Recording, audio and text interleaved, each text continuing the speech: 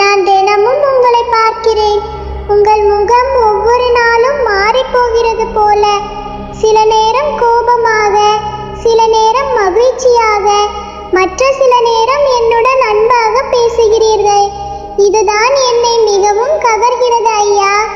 இவ்வுலகில் எத்தனை தெய்வங்கள் இருந்தாலும் என் கருப்பசாமி மாதிரி யாரும் இல்லை. ஏனென்றால் என் ஐயா எப்போதும் என்னை பார்த்தாலே மகிழ்ச்சியாக பேசுவார், என்னோடு சிரிப்பார்.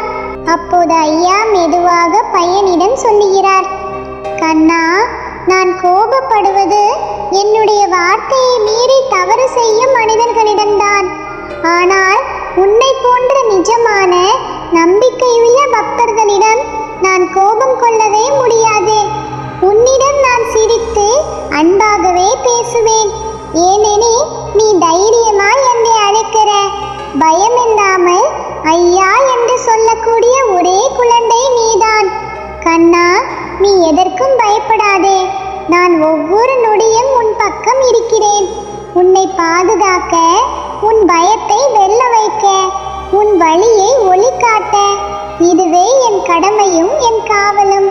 உலகம் என்னை அழைக்க பயந்தாலும் நீ மட்டும் என்னை சிரித்து அழைக்கிறாய். அதனால்தான் நான் உன்னோடு இவ்வளவு அன்பாக இருக்கிறேன் கண்ணா. சுவாமி சரணம். கருப்பசுவாமி சரணம்.